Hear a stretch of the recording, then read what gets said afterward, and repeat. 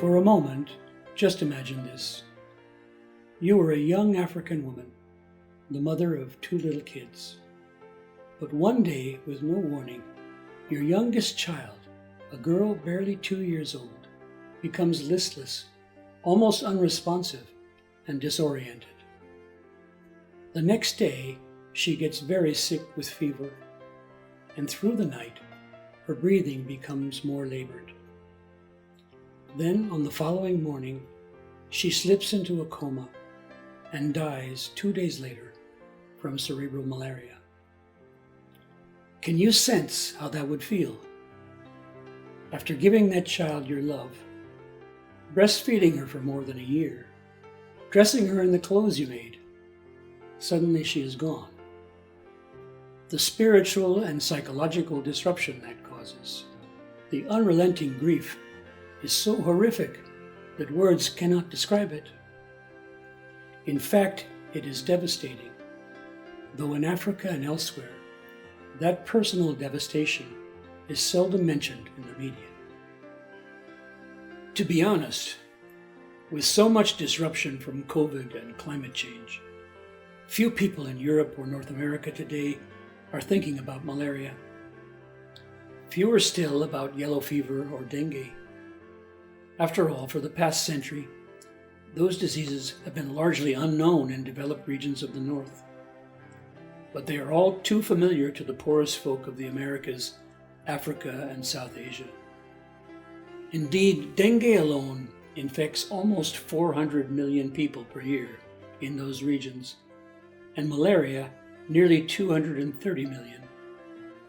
Moreover, worldwide they cause an estimated 600,000 deaths per year, 500,000 from malaria alone in Africa, and millions of lasting disabilities.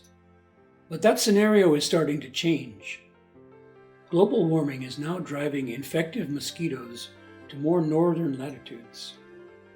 In fact, some mosquito species that transmit malaria and dengue to humans are gradually appearing in new areas of the north, new habitats where they had not been seen for nearly 100 years.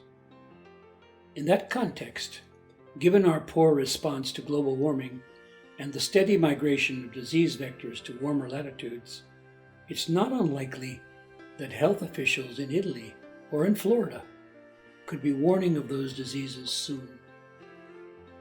So what can we do about this looming threat to northern populations? The answer is the same thing we should be doing now for all those who live in the disease-affected South. Give them the means to defend themselves. In October of 2021, to great acclaim in the media, the WHO announced its first approval of a vaccine for malaria. Indeed, in the press, this event was hailed as groundbreaking and a gift from heaven. But was that claim actually true? Really, it must seem unfortunate to many African mothers that the Mosquirix vaccine offers such a limited benefit. It only achieves 26% to 36% efficacy in children under 5. Once such restrained efficacy becomes more widely known, along with reports of febrile seizures, the need for 4 injections over 2 years, and waning vaccine efficacy after each shot, it could lead to significant doubt and reluctance among potential users. And consequently, that may have a negative impact on actual efficacy in the field, as actual efficacy is linked inevitably to user acceptance. Notwithstanding all of the above, there is a highly effective alternative to the vaccine, one that is fortunately benign and user-friendly. While it is rarely mentioned in the media and is still largely unknown, there is a non-toxic repellent lotion with such high efficacy that it could greatly reduce malaria, yellow fever, and dengue wherever it's used. It is called Nomo. Indeed, after public health trials in the Peruvian Amazon and northern Ghana, it achieved remarkably high user acceptance, 97%, as a defensive shield against infective bites. And that is what recommends it as an intervention against malaria. In fact, When heavy biting pressure makes people use it every day, the benefit of 8 to 10 hours of complete protection time leads to reduced parasitemia and significant malaria reduction. Thankfully, for millions who might otherwise be defenseless, the same principle applies to dengue and yellow fever. To stay safe and avoid those disabling diseases, people should apply an effective repellent like Nomo. I was a part of a team that tested Nomas in Ghana to find out first about its efficacy against local malaria vectors and the user acceptance rate, whether people like the product. And that was done for about 9 months in northern Ghana, in a rural community where mosquito biting rates are very high. And after the 9-month trial, we found very interesting and results because for the first time we demonstrated that repellents actually do reduce malaria prevalence, and that the user acceptance rate for the Nomas repellent, now called Nomo, is actually very high, about 97%.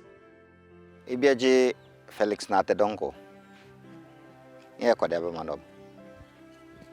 Inga nyagba bao bene pomwe kone eka 3D ba iwekum. Ha ibu bajom. Ya kisege kelu daw sami saka wasla hyo chamhe ne pom konjogo lo chawe ne a 3D lo malaria enule. Seke je bene a chon alwaka Nomo ba no wa he Nomo pompo mudopo wa we ko hu eja kan ko apa Nomo. In that light, after funding 12 years of development costs, the Nomo Foundation now welcomes your support of this unique public health product.